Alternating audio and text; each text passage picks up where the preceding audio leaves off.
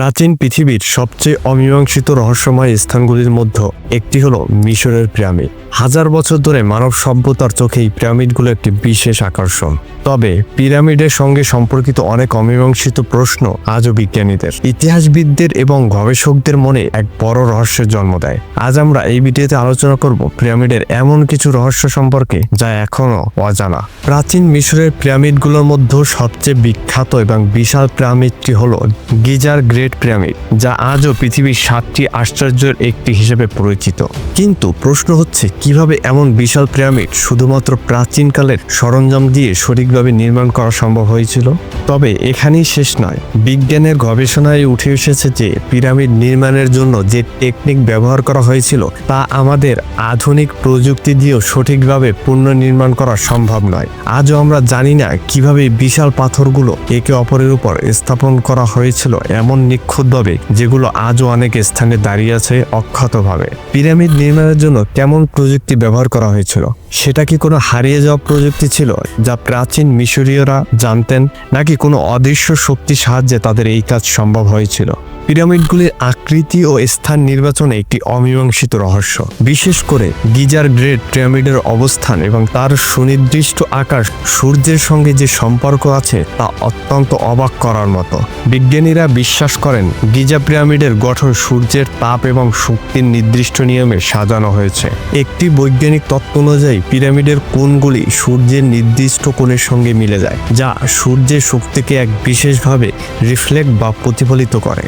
কিছু গবেষক এই সঙ্গে মহাকাশীয় শক্তি সম্পর্কও খুঁজে পাচ্ছেন। এমনকি পিরামিডের কেন্দ্রবিন্দু এবং তার স্থাপত্যের মধ্যে এমন কিছু গাণিতিক সূত্র রয়েছে যা প্রাচীন মিশরের গণনা দক্ষতার পরিচয় দেয়। কিন্তু প্রশ্ন এই, কিভাবে তারা এই সূর্য ভিত্তিক জ্ঞান অর্জন করেছিল? এ কি কোনো হারিয়ে যাওয়া উচ্চতার জ্ঞান ছিল?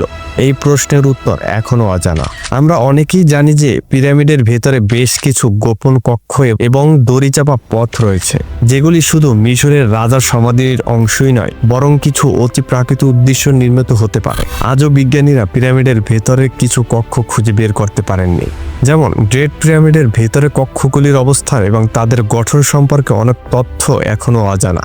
বিশেষত কিছু গবেষণার মধ্যে উঠে এসেছে যে পিরামিডের ভেতর কোনো সুরক্ষা ব্যবস্থা কিংবা শক্তিশালী যন্ত্রের উপস্থিতি থাকতে পারে, যে কোনো ধরনের শক্তি বা সংকেত পাঠানোর ক্ষমতা রাখে।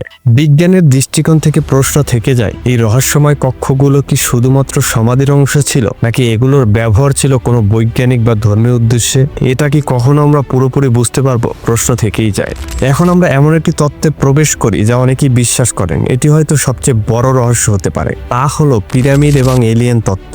অনেক গবেষক এবং গবেষণা দল বিশ্বাস করেন যে প্রাচীন মিশরের পিরামিড নির্মাণে কোনো অতি প্রাকৃত বা এলিয়েন শক্তির হাত ছিল বা থাকতে পারে। বিশেষত পিরামিডের গঠন এবং নিখুঁত সমান্তরালতা দেখলে মনে হয় যে এই নির্মাণ কিছু এক ধরনের অত্যাধুনিক প্রযুক্তির প্রয়োগ করা হয়েছিল, যা শুধু মানুষদের পক্ষে সম্ভব ছিল না। এমনকি কিছু গবেষক যুক্তি দেন যে এই পিরামিডগুলোর জন্য প্রযুক্তি পেতে প্রাচীন মিশরের মানুষদের হয়তো অন্য কোথাও থেকে সাহায্য পেয়েছিল।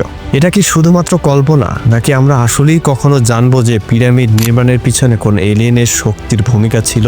পিরামিডের রহস্যের মধ্যে আরেকটি বড় প্রশ্ন রয়েছে তাদের সময়ের সঙ্গে সম্পর্ক। এটি কোনো একটি নির্দিষ্ট সময়ে শুধুমাত্র গড়ে তোলা হয়েছিল, নাকি এটি এমন একটি স্থাপত্য যা ভিন্ন ভিন্ন সময়ে ভিন্ন কাজে ব্যবহৃত হয়েছিল? কিছু গবেষকের মতে পিরামিডগুলো হয়তো কোনো নির্দিষ্ট আধ্যাত্মিক বা মহাকাশীয় সময়ের চিহ্ন হিসেবে গড়ে তোলা হয়েছিল। সেক্ষেত্রে পিরামিডগুলি কি তার সময়ের কোনো মহাকাব্যিক বা আধ্যাত্মিক উদ্দেশ্য পূরণ করেছিল? এটা স্পষ্ট যে মিশরের পিরামিডগুলোর রহস্য শুধুমাত্র তাদের নির্মাণ পদ্ধতিই নয়, বরং তাদের উদ্দেশ্য, প্রযুক্তি এবং গঠন সম্পর্কিত বহু প্রশ্ন এখনো এক রহস্যের ভেতর আবদ্ধ। হয়তো একদিন আমরা এই সব প্রশ্নের উত্তর পেয়ে যাব, কিন্তু এখনো অনেক কিছু আমাদের অজানাই থেকে যাবে। আপনি যদি এই রহস্যগুলি আরো গভীরভাবে জানতে চান তাহলে আমাদের চ্যানেলটি সাবস্ক্রাইব করতে ভুলবেন না। আশা করি আমাদের এই অনুসন্ধানে আপনি কিছু নতুন ধারণা এবং তথ্য পেয়েছেন। ভিডিওটি যদি ভালো লাগে তাহলে অবশ্যই লাইক, কমেন্ট এবং সাবস্ক্রাইব করতে ভুলবেন না। ধন্যবাদ।